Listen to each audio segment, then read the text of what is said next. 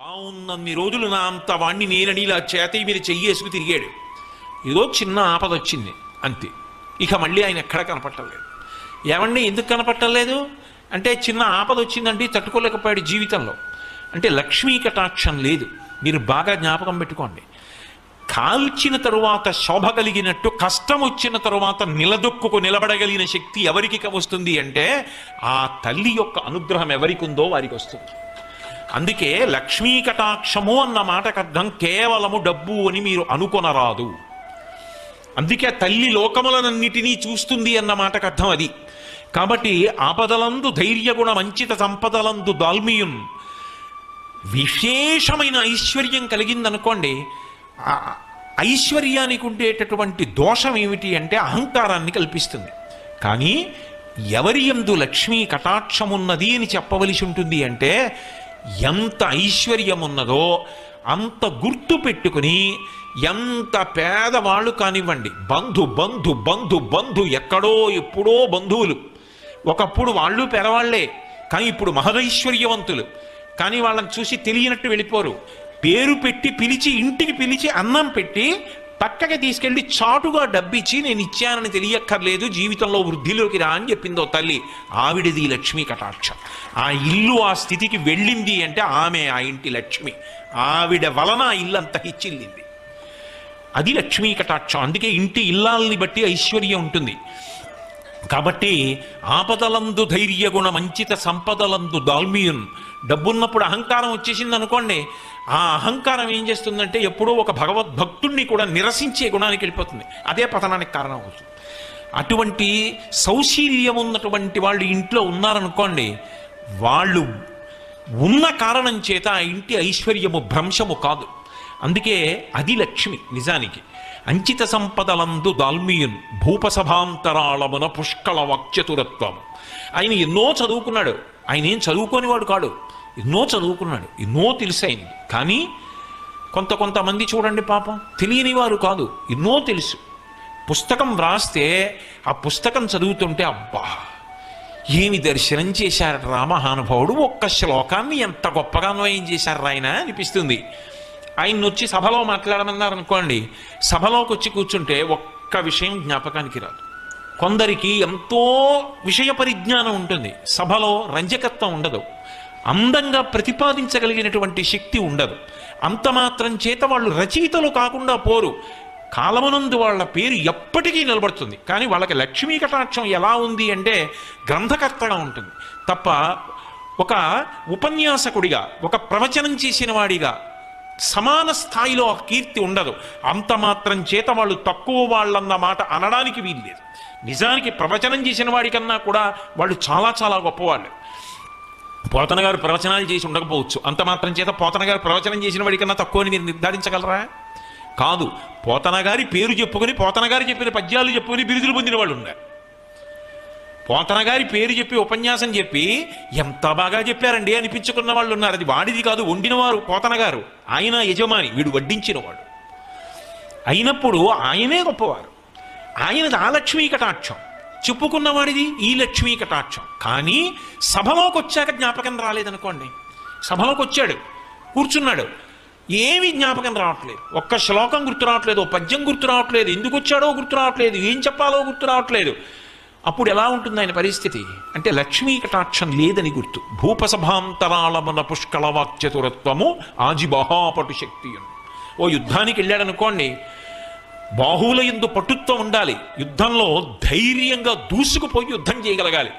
తీరా యుద్ధానికి వెళ్ళిన తర్వాత గోడ కలుక్కుమని ఎప్పెడుతోంది అనుకోండి, అసలు చెయ్యెత్తలేకపోతున్నాడు అనుకోండి, ఇంకేం లక్ష్మీ కటాక్షం. ఆజి బాహుపటు శక్తియున్ యశమునందు అనురక్తియు. నేను కీర్తివంతుణ్ణి కావాలన్న కోరిక ఉండి తీరాలి వ్యక్తికి. అది లేదనుకోండి, ఆ వ్యక్తి లక్ష్మీ కటాక్షమునకు అర్హుడు అని చెప్పడము సాధ్యము కాదు. అందుకే ఒకటి గుర్తుపెట్టుకోండి, మనిషి జీవితంలో ఈశ్వరుడు ఏదో ఒక విభూతిని ఇవ్వనివాడన్నవాడు ఉండడు. ఏదో ఒక విభూతి ఇవ్వబడుతుంది, ప్రతి వారికి ఇస్తాడు ఈశ్వరుడు. నీకేది ఇచ్చాడన్నది నువ్వు జ్ఞాపకం పెట్టుకోవాలి, నువ్వు తెలుసుకోవాలి. గుప్తంగానో బాహ్యంగానో అరహసి రహసి స్వతంత్ర బుద్ధ్యా అంటారు శంకర భగవత్పాదులు శివానంద లహరిలో. గుప్తంగానో బాహ్యంగానో అరహసి రహసి స్వతంత్ర బుద్ధ్యా అంటారు శంకర భగవత్పాదులు శివానంద లహరిలో. అది అతని జీవితం ఒడ్డెక్కడానికి, అతని జీవితం తరించడానికి కారణమవుతుంది.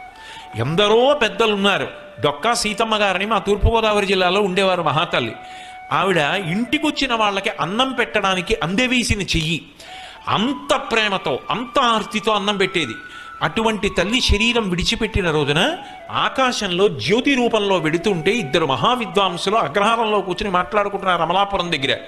ఆవిడ జ్యోతి వెడుతుంటే చూసి వాళ్ళిద్దరూ లేచి నిలబడి నమస్కారం చేసి, ఎవరో ఒక మహాపురుషుడు శరీరం విడిచిపెట్టాడు, ఊర్ధ్వలోకాలకి జ్యోతి వెళ్ళిపోతోంది అని చెప్పి నమస్కరించారు. భగవాన్ రమణులు శరీరం విడిచిపెట్టినప్పుడు జ్యోతి అరుణాచలానికి గిరి ప్రదక్షిణం చేసి గిరిలోకి ఎలా వెళ్ళిందో, డొక్కా సీతమ్మ గారిలోని జ్యోతి అలా ఆకాశంలో ప్రయాణం చేసి ఊర్ధ్వలోకాలకు వెళ్ళింది. ఎప్పటావిడో కాదు డొక్కా సీతమ్మ గారంటే. ఇప్పటికీ పీకన్నవరం దగ్గర ఆవిడ పేరు మీద అక్విడెక్ట్ ఉంది, ఆవిడ నివసించిన ఇల్లుంది, ఆవిడ అన్నం పెట్టిన గదులున్నాయి. ఆ తల్లి ఈ మధ్య కాలం వారు ఆఖరికి కలెక్టర్ గారితో కబురు చేశారు డొక్కా సీతమ్మ గారికి. ఎవరు? భారతదేశం వాళ్ళు కాదు. లండన్లో యువరాజు పట్టాభిషేకం చేసుకుంటూ ఇంతమందికి అన్నం పెట్టిన ఆ తల్లి వచ్చి నాకు ఆశీర్వచనం చెయ్యాలని కలెక్టర్తో కబురు చేశారు విమానంలో తీసుకురమ్మని. నేను రానన్నారు ఆ తల్లి.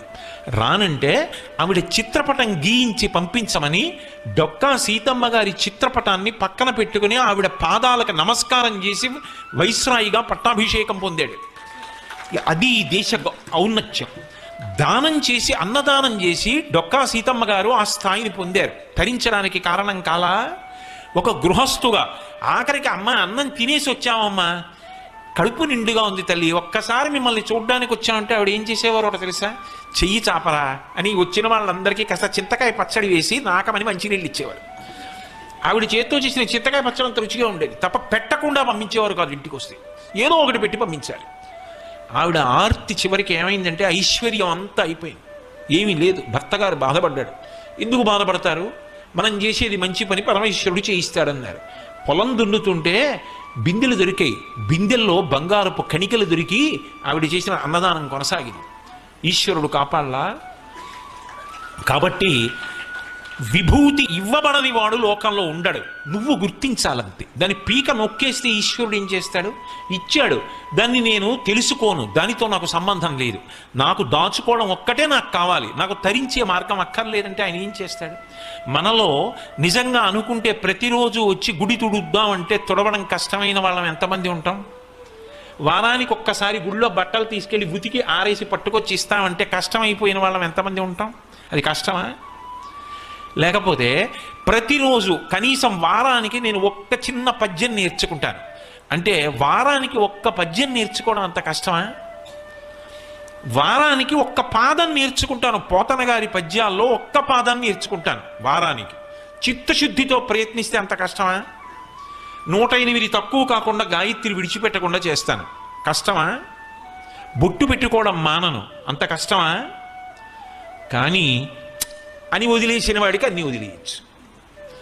ఇది పట్టుకుంటానన్నవాడు ఏది పట్టుకున్నా తరిస్తాడు. పట్టుకోవడానికి ఆవిడ ఏదో ఒకటి ఇస్తుంది, ఇవ్వకుండా మాత్రం ఉండదు. కాబట్టి అలా పట్టుకుని తరించిపోతాడు. అది లక్ష్మీ కటాక్షం. అందుకే మీరు బాగా గమనిస్తే లక్ష్మి ఎక్కడ ఉంటుంది అంటే అసలు ఆవిడ ఉండని ప్రదేశం ఉండదు. ఆవిడ ఎప్పుడూ అంతటా చూస్తూనే ఉంటుంది. దృశాద్రాఘీయస్యాదర దళిత నీలోత్పల రుచ దవీయాంసం దీనం స్నపయ కృపయా మమపి శివే అంటారు శంకర భగవత్పాదులు. అటువంటి తల్లి యొక్క చూపు పడలేదనుకోండి, సారహీనమైపోతుంది అంతే దేశం. ఆ తల్లి అనుగ్రహాన్ని కోల్పోయారనుకోండి, జాతి జాతి నిర్వీర్యమైపోతుంది. లక్ష్మీ కటాక్షం లోపించింది అని గుర్తేమిటంటే ఒకరికి డబ్బు లేకపోవడం కాదు. మీరు బాగా ఈ విషయాన్ని దృష్టిలో పెట్టుకోవాలి. ఒక వ్యక్తి సమస్యగా అయితే వ్యక్తికి ఒకడికే దరిద్రం. అసలు దేశమే లక్ష్మీ కటాక్షాన్ని కోల్పోయిందనుకోండి, ఆ భక్తి పోయిందనుకోండి, పోయిన నాడు ఆవిడ అనుగ్రహం పోతే మొట్టమొదట నశించిపోయేదేదో తెలుసా?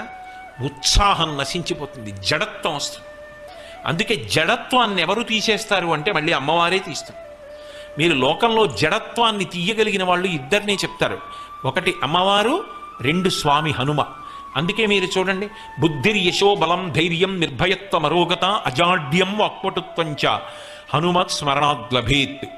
హనుమని స్మరించినంత మాత్రం చేత అజాడ్యం అమ్మవారి పాదాలు పట్టుకుంటే అవిద్యానామంతస్తిమిరమిహిరోద్వీపనగరి జడానాం చైతన్యస్తపకర్మకరంద శృతిశరీ దరిద్రాణం చింతామణి గుణనిక జన్మజలధౌ నిమగ్నానాం దంష్ట్రామురరిపు వరాహస్య భవతి. జడత్వం అంటే ఏమిటో తెలుసా? అన్నీ వింటాడు, ప్రతిస్పందన ఉండదు. వింటాడు, గంటల గంటలు వింటాడు, రోజులు రోజులు వింటాడు, తాను విని చేసినది అన్నది ఏదీ ఉండదు. శృణ్వంతప, ఆ వినడం మీద అనువెక్తుంది, అంతవరకు మంచిది అనుకోవాలి తప్ప ప్రతిస్పందించి చేసింది ఉండదు. మీరు చెప్పండి ఊ అండవు, ఓ అండవు, నేను చేస్తానడు చెయ్యనండవు. ఒరే రేపటి నుంచి ఒక్క గుడికి ఎదురుగుండా ఉన్నావురా, ఒక్కసారి అలా వెళ్ళి ప్రదక్షిణం చేసిరారా అంటాడు. లేవడు, వెళ్ళడు, గుళ్ళోకి వెళ్ళడు, ప్రదక్షిణం చేయడు, నమస్కారం చేయడు. జడత్వం అంటే అలసత్వం. దీన్ని ఎవరు పోగొడతారంటే అమ్మవారు పోగొడుతుంది. అందుకే అది సామూహికంగా అందరికీ కలిపి లక్ష్మీ కటాక్షమేమి అంటే ఉత్సాహం. దేశ పౌరుల యందు ఏదైనా సరే మేము సాధించగలం, మేమందరం నడుం కట్టుకుని ముందుకు వెళ్ళిపోతాం అని అందరూ కలిసి నిలబడగలిగిన ఉత్సాహం ఉందనుకోండి, ఏటికి ఎగసన్నా ఒకడు లాగితే 1,00,000 మంది దిగసన్నా లాగారనుకోండి, ఇంకా ఎలా వృద్ధిలోకి ఎడుతుంది? చెయ్యి చెయ్యి కలిసి నడుద్దాం అన్న ఉత్సాహం ఉందనుకోండి, అది లక్ష్మి.